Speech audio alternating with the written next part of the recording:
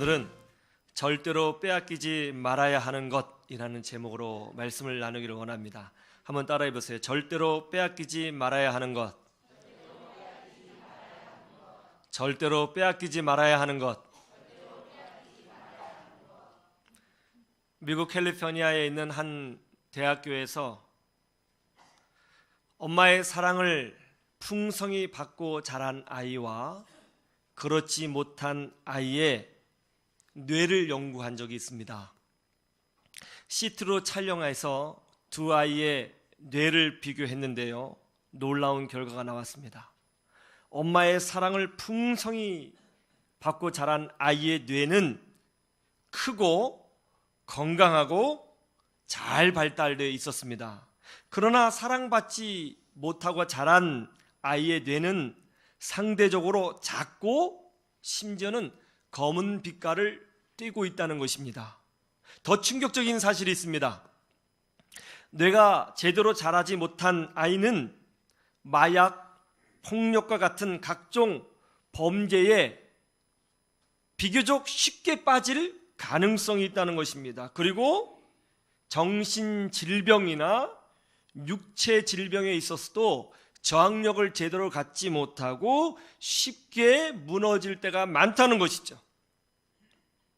내가 사랑받고 있구나, 별것 아닌 것 같은데 그런 풍족함이 있는 삶과 그렇지 못한 삶은 다른 인생을 살게 된다는 것을 보여주고 있는 결과라고 생각이 됩니다.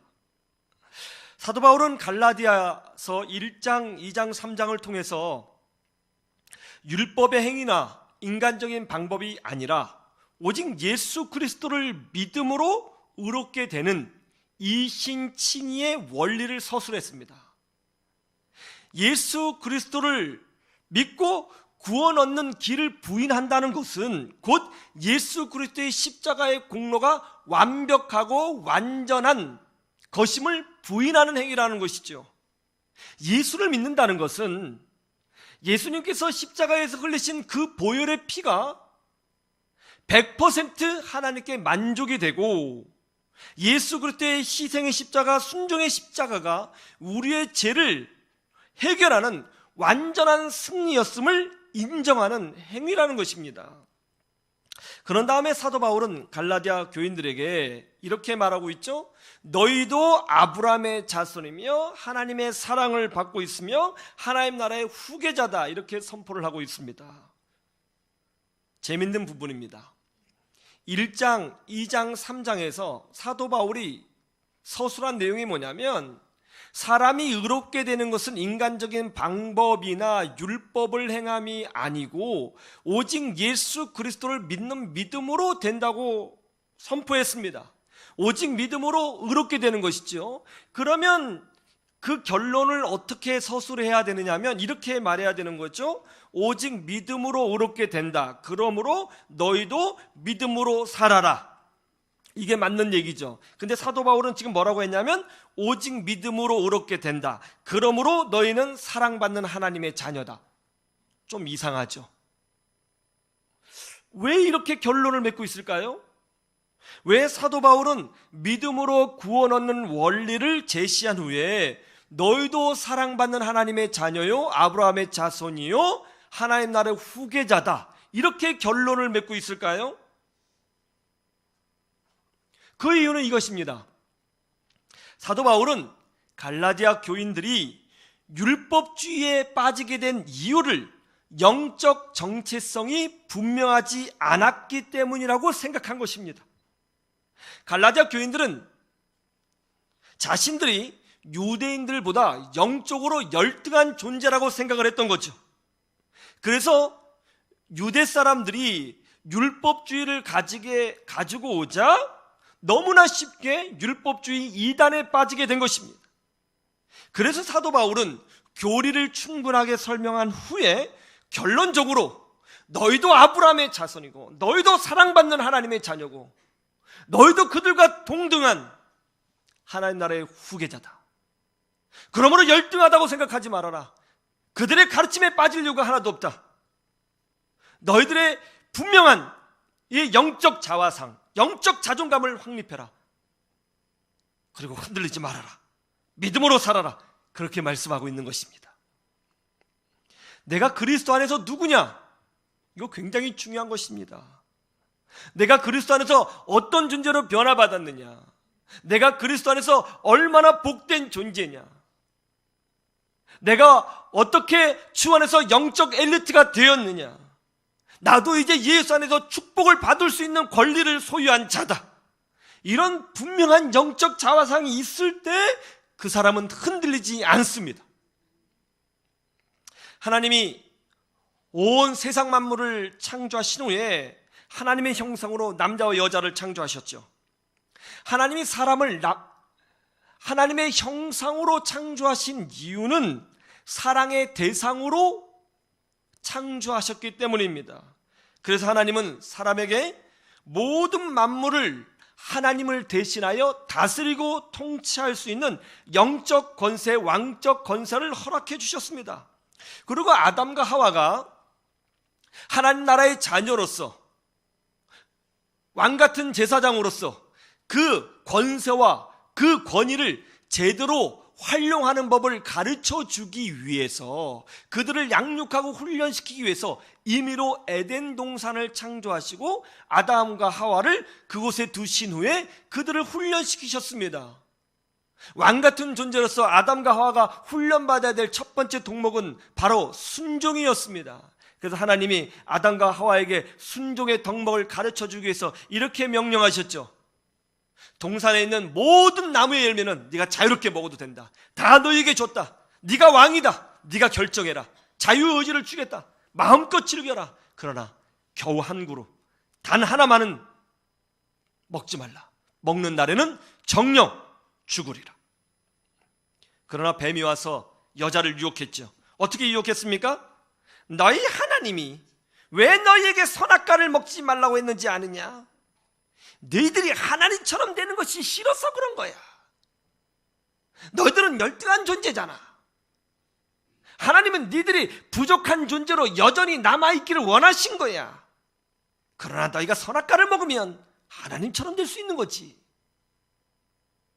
사도 이 뱀이 유혹한 게 뭐죠?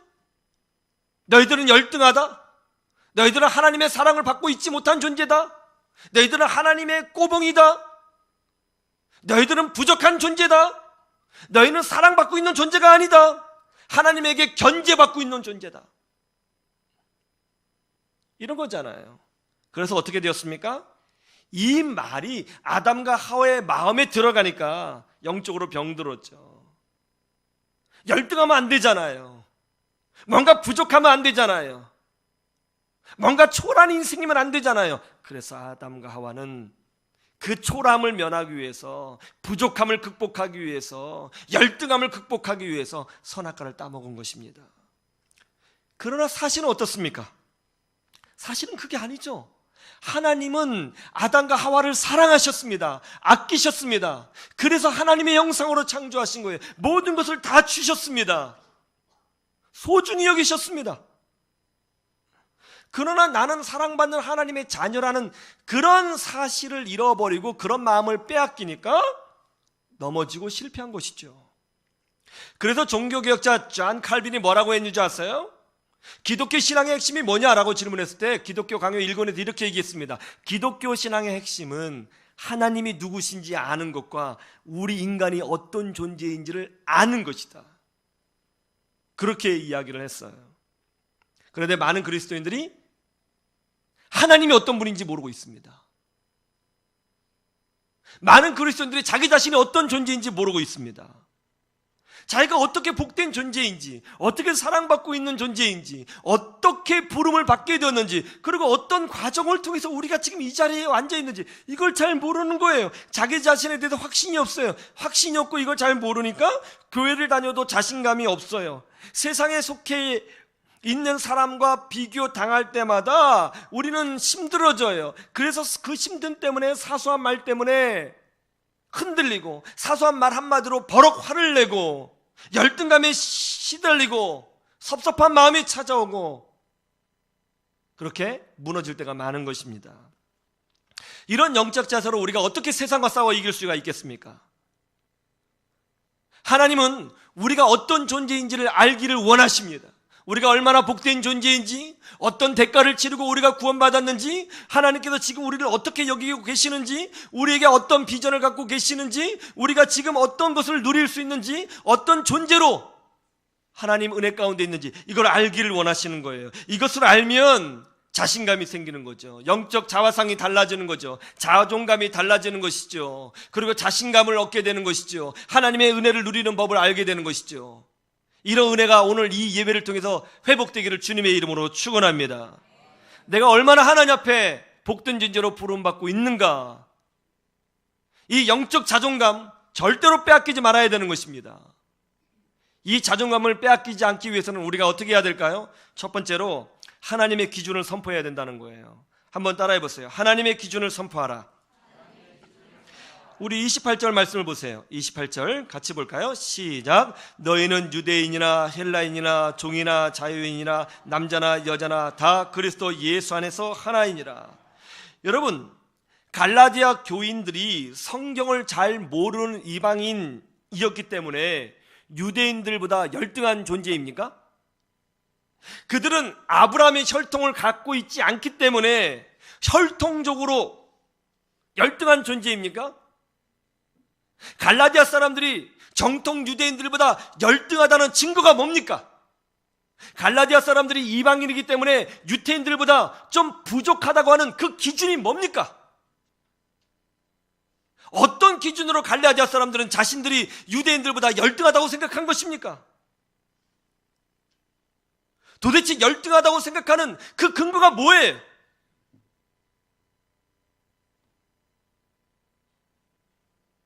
중요한 거 이거죠. 그러면 정말 하나님도 그렇게 생각하고 계시느냐? 하나님도 이 갈라디아 사람들이 이방인들이고 아브라함의 혈통이 없고 성경을 잘 모르기 때문에 하나님도 갈라디아 사람들을 열등하고 생각하고 계시느냐? 하나님의 기준은 뭐냐? 이게 중요하죠. 오늘 성경에 뭐라고 되어 있어요?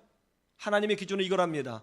유대인이나 헬라인이나 정통 유대인이나 이방 사람들이나 그리스도 예수 안에서는 차별이 없고 다 동격이고 다 존귀한 존재고 하나님의 은혜를 누릴 수 있는 하나님의 자녀이니라. 그것이 성경의 기준이라는 거예요. 여기다 중요한 게 있어요. 여러분, 예수 믿는 우리는 이 세상을 살아갈 때 무슨 기준으로 살아가야 되는 거예요? 이게 중요해요. 세상의 가치관입니까? 세상의 윤리와 도덕입니까? 직장 생활에서 배운 이 시대의 기준입니까? 세상의 교육학입니까? 세상의 기업 회계의 기준으로 우리가 살아가야 되는 것입니까? 예수를 믿으면서도요, 이 부분이 정리되지 못하신 분들이 상당히 많습니다. 우리가 어떤 기준으로 살아야 되는가? 이것이 정리되지 않은 분들이 너무나 많아요. 세상에서도 이렇게 해야 되니까 교회에서도 이렇게 해야 되고, 세상에서 이렇게 사니까 우리도 이렇게 살아야 된다. 그것이 과연 성경에 맞는 말씀입니까? 여러분, 우리는요, 세상 속에 살지만 세상의 지배를 받지 않습니다. 세상 속에 살지만 세상의 논리에 끌려가지 않습니다. 세상 속에 살지만 세상의 것을 전부로 삼지 않습니다. 우리는 세상에 있지만 하나님 나라의 시민이요, 우리는 세상에 있지만 예수 그리스도의 제자요, 우리는 세상에 있지만 하나님 말씀을 나의 전부로 삼고 사는 믿음의 사람인 줄로 믿습니다. 우리는 세상의 것을 내 것으로 삼지 않습니다. 여러분, 세상이 인권의 문제를 들어 동성연애자를 인정하면 우리도 인정해야 되는 것입니까? 우리는 그렇지 않습니다.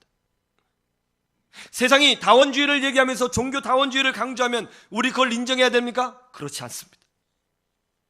세상이 교회도 세상에 있는 직장 조직과 똑같이 변화되어야 된다고 얘기하면 우리가 그렇게 동의해야 되는 것입니까? 절대로 그럴 수 없습니다. 우리 나름만의 기준이 있습니다. 우리도 자존심이 있어요. 왜 우리가 세상에 따라가야 되는 거예요? 우리 자존심이 있습니다. 그럼 우리의 기준이 뭡니까? 예, 우리만의 기준은 바로 세상에 가르치는 논리와 원리가 아니라 하나님 말씀인 줄로 믿습니다. 유대인들이 아무리 갈라디아 교인들에게 너희는 우리보다 못하다 그렇게 말을 해요. 그러면 그것이 진리가 되는 겁니까? 아니죠. 우리는 유대인들의 주장을 따르지 않습니다. 중요한 것은 천지 만물을 창조하시고 역사의 주인이 되시는 하나님이 어떻게 말씀하셨느냐, 그것을 우리가 듣기를 원하고 그것을 따르기를 원하고 그것을 우리의 기준으로 삼아야 되는 것입니다. 하나님 뭐라고 말씀하셨어요? 예수 그리스도 안에서는 모두가 하나이니라. 모두가 하나님의 자녀이고, 모두가 존귀한 자녀이고, 모두가 축복받을 권리가 있고, 모두가 하나님의 은혜를 누리고, 모두가 성령의 은혜를 소유하고, 모두가 하나님과 동행하는 축복을 누릴 수 있게 된다는 거예요. 우리가 하나님의 기준으로 사는 사람이에요. 어떤 교회가 좋은 교회인 줄 아세요? 이런 교회가, 이렇게 말을 많이 하는 성도가 많을수록 좋은 교회예요. 목사님, 세상에서는 이렇게 말하는데 우리 교회는 어떻게 해야 되죠?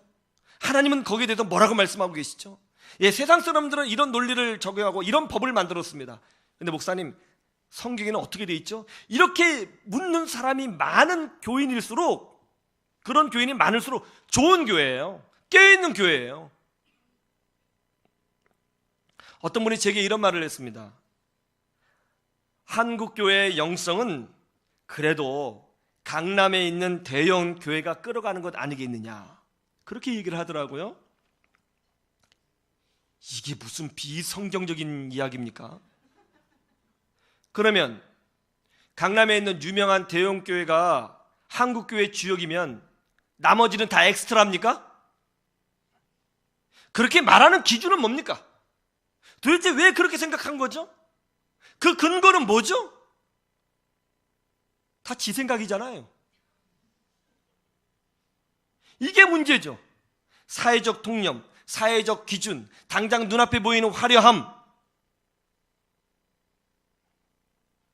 오늘날 우리가 예수를 나의 구주로 고백하고 있으면서도, 구주, 주인 주자 아니에요. 주라고 고백하고 있으면서도 세상적인 가치관과 기준을 가지고 교회를 평가하고 하나님 나라를 평가해요. 우리는 이것을 뭐라고 부르는지 아세요? 세속주의라고 부릅니다. 여러분, 성경은 여기에 대해서 뭐라고 말씀하고 있을까요? 누가복음 3장 2절에 이렇게 되어 있죠. 한번 볼까요? 누가복음 3장 2절.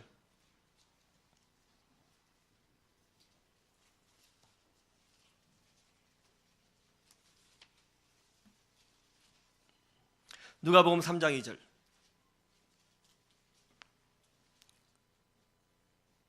같이 보죠. 시작. 안나스와 가야바가 대제사장으로 있을 때에 하나님의 말씀이 빈들에서 사가랴의 아들 요한에게 임한지라. 안나스와 가야바가 누구죠? 그 당시 이스라엘의 최고의 영적 리더들이었던 대제사장들이었습니다.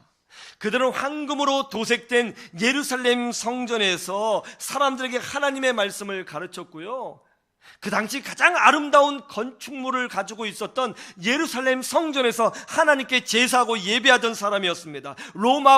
로마의 권력도 그 이 대제사장들의 권력을 인정해 주었습니다. 오늘날로 말하면 유명한 사람들이고 권력 있는 사람들이고 대형교회 목회자들이었습니다. 그런데 성경은 뭐라고 말씀하고 있어요?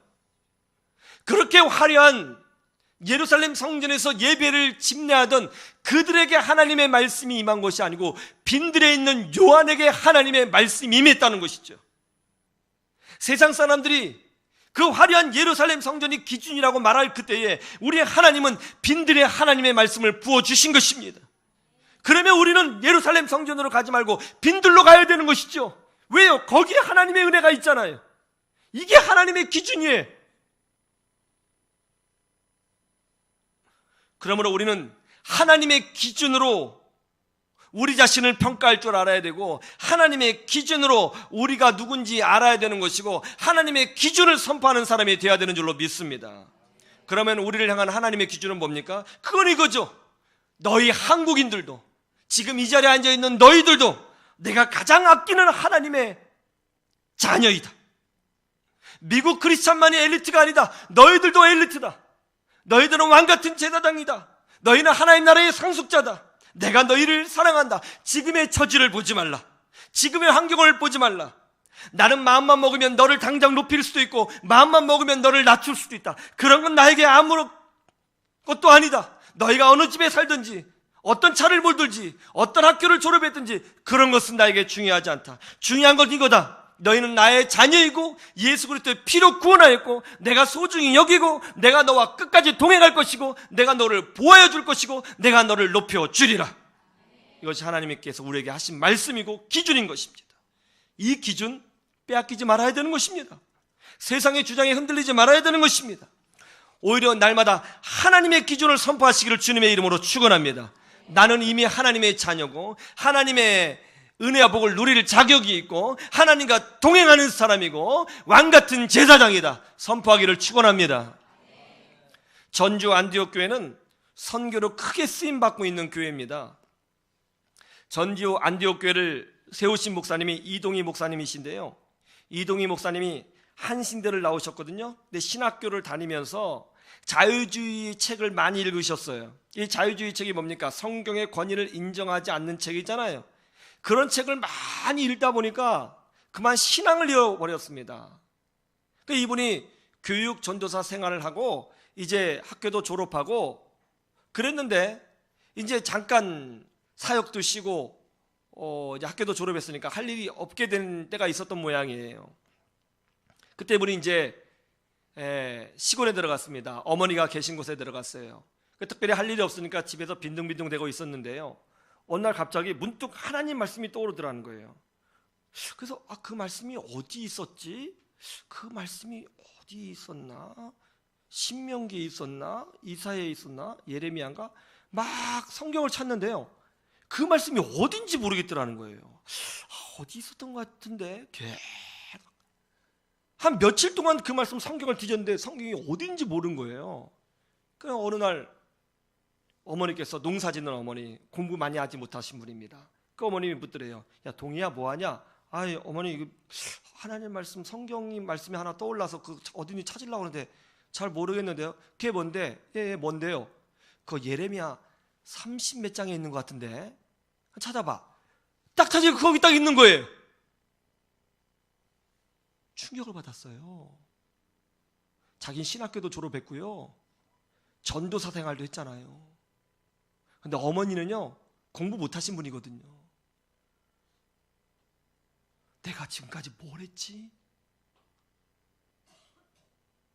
내가 지금 뭐 한 거지?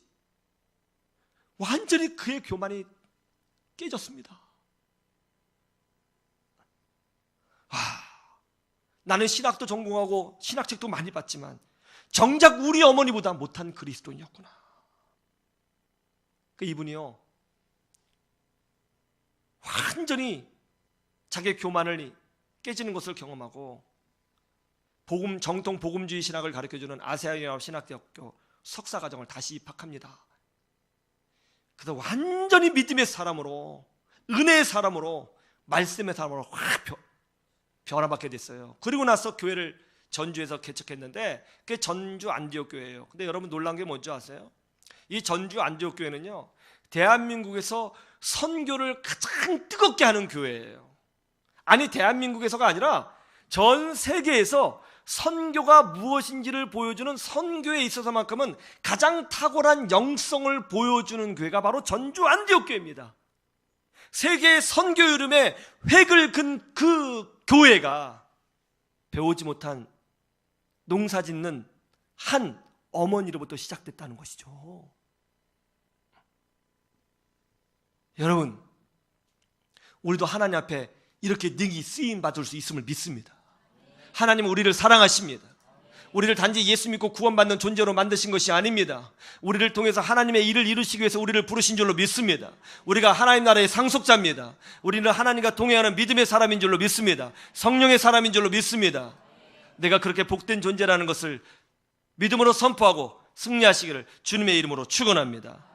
두 번째, 우리가 우리의 영적 정체성을 빼앗기지 않기 위해서는 어떻게 해야 되는 것입니까? 사랑받는 자녀임을 말로 선포해야 된다는 거예요. 한번 따라해 보세요. 사랑받는 자녀임을 말로 선포하라. 우리 로마서 10장 9절에서 10절 한번 읽어볼까요? 혹시 여러분 중에 제자훈련 졸업하신 분은 이거 암송 구절이니까 한번 암송해 보세요. 예, 다 암송하죠?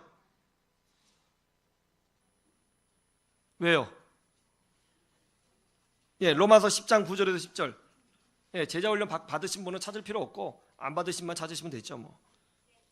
예, 자, 다 같이 암송 시작. 네가 만일 내 입으로 예수를 주로 시인하며 또 하나님께서 그를 죽은 자 가운데서 살리신 것을 내 마음에 믿으면 구원을 받으리라. 사람이 마음으로 믿어 의에 이르고 입으로 시인하여 구원에 이르느니라.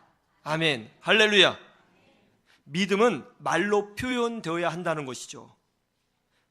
말로 표현될 때 그것이 내 것이 되고, 말로 표현될 때 그것이 능력이 되고, 말로 표현될 때 내 삶을 주장하는 능력이 된다는 것입니다. 그러므로 우리는 내가 사랑받는 하나님의 자녀라는 사실을 날마다 말로 선포해야 되는 것입니다. 이게 별거 아닌 것 같은데 되게 중요해요.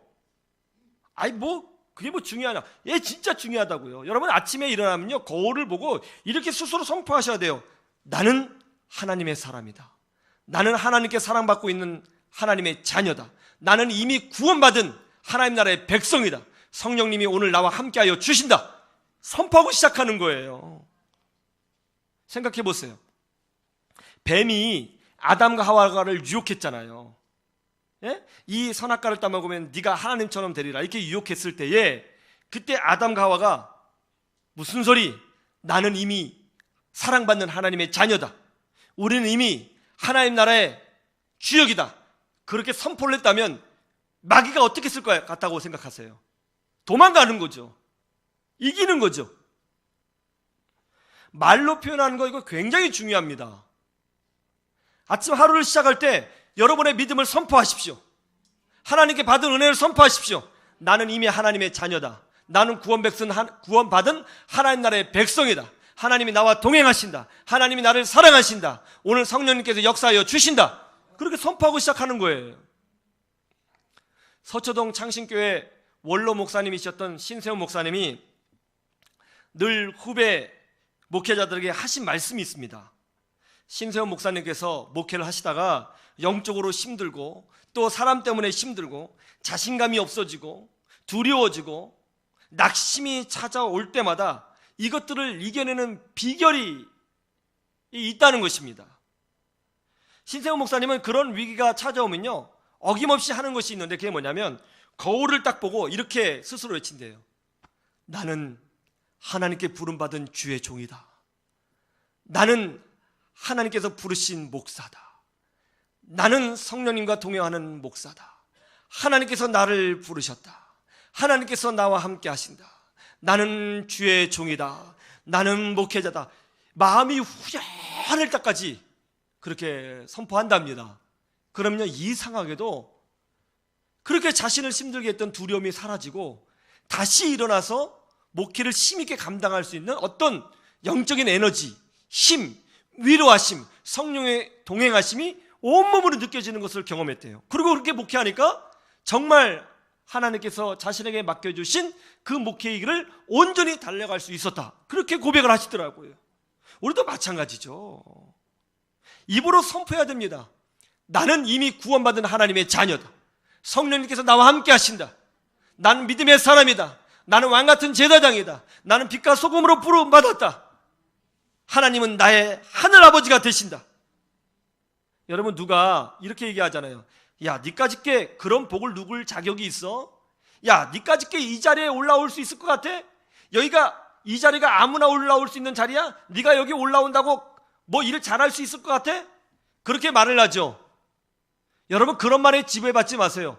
예, 그 자리에 올라갈 수 있는 자격이 있고요, 거기에 가도 잘할 수 있어요. 왜냐하면 우리 안에 성령님이 계시거든요. 성령께서 지혜를 주시거든요. 능력을 주시거든요. 깨닫게 하시거든요. 새로움을 보여주시거든요. 우리 할 수 있어요.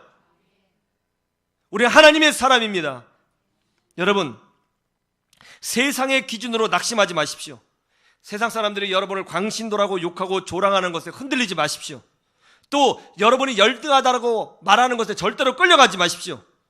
그런 말을 들을 때마다 웃기는 소리, 나는 하나님의 사람이다. 성령님이 나와 함께 하신다. 하나님이 나를 도우신다. 나는 이 시대의 여호수아다. 외치고 전진하십시오. 하나님이 여러분과 동행하시는 것이 무엇인지를 분명히 보여주실 것입니다. 그런 은혜를 누리시기를 주님의 이름으로 축원합니다.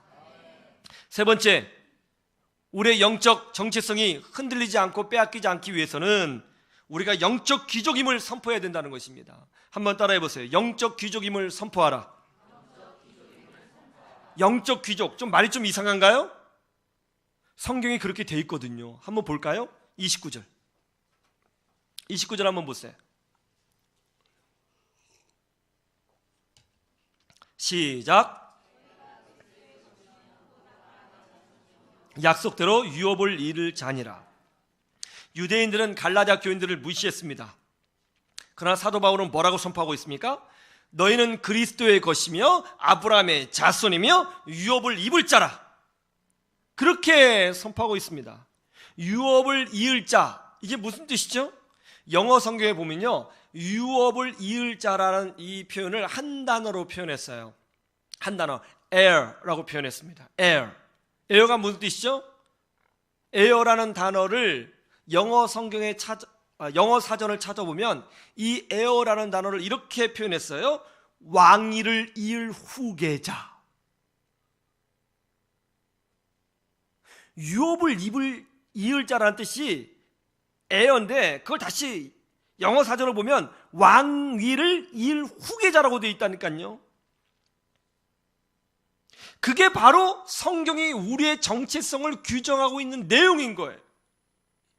우리가 누구냐? 하나님이 우리를 어떻게 보시느냐? 겨우 구원받고 믿음 정도 지키고 살아가는 존재가 아니라 하나님 나라를 이어갈 상속자예요. 후계자예요. 예수의 능력을 입을 자예요. 왕위를 이을 자예요. 영적 귀족이라고 선포하고 있는 것입니다. 이것이 성경이 우리를 정의하는 정체성입니다. 여러분, 이 땅에 살면서 반드시 명심해야 될 것이 있는데, 그게 뭐냐면 세상 사람들이 여러분을 함부로 무시하지 못하도록 하세요. 여러분 그렇게 무시받을 사람들 아닙니다. 그리고 무시받아도 안 됩니다. 지금 없는 것 때문에, 배우지 못한 것 때문에, 좀 권력이 없는 것 때문에 여러분, 세상 사람들이 여러분 무시하잖아요. 듣지도 말고요, 따라가지도 말고요, 그렇게 하지 못하게 하셔야 돼요. 여러분 그럴 만한 사람 아니에요. 여러분은 하나님 나라의 후사이고요, 영적인 귀족이고요, 왕같은 제사장으로 부름받았고요, 예수의 제자이고요, 천국을 소유한 자고요, 하나님 나라의 시민인 것입니다. 이런 정체성 잃어버리면 안 되는 거예요. 이게 기독교 신앙의 핵심이에요. 기독교 신앙은 doing의 문제가 아니라 1차적으로 being에 관한 문제예요. 뭐 11조 해라, 예배 시간 잘 지켜라, 덕스럽게 살아라, 이건 doing에 관한 문제거든요. 뭐뭐 해라, 실생활에서 뭐뭐 하는 거 가르쳐주는 거, doing에 관한 문제예요. 근데 기독교 신앙의 핵심은요, doing이 아니에요. 여러분 보세요. 너희는 왕같은 제사장이라, being에 관한 문제, 됨에 관한 문제예요. 너희는 빛과 소금이라, being에 관한 문제예요. 너희는 예수 그리스도의 제자라, being에 관한 문제예요. 너희는 하나님의 자녀라, being에 관한 문제예요. 우리가 누구인지를 알아야 우리가 왜 이런 행동을 해야 되는지를 아는 거예요. 신앙의 핵심은 그래서 하나님이 누구신지 알고 내가 누군지를 아는 거예요. 여러분, 돈 많은 사람 앞에서 쫄지 마십시오. 권력자 앞에서 쫄지 마시고요, 배운 사람 앞에서 쫄지 마시고요, 능력이 있다고 생각되는 사람들 앞에서 쫄지 마세요. 세상 사람들은 물론 그런 사람들에게 관심이 있죠. 그러나 하나님 눈에는 여러분밖에 없습니다. 그래서 여러분을 하나님이 사랑하시기 때문에 목사를 세우신 거고요, 교회를 세운 거고요, 선교사를 보내준 거고요, 직분을 주신 거고요, 믿음을 주신 거고요, 성령님을 주신 거예요. 나는 사랑받는 자녀요, 왕같은 제사장이다.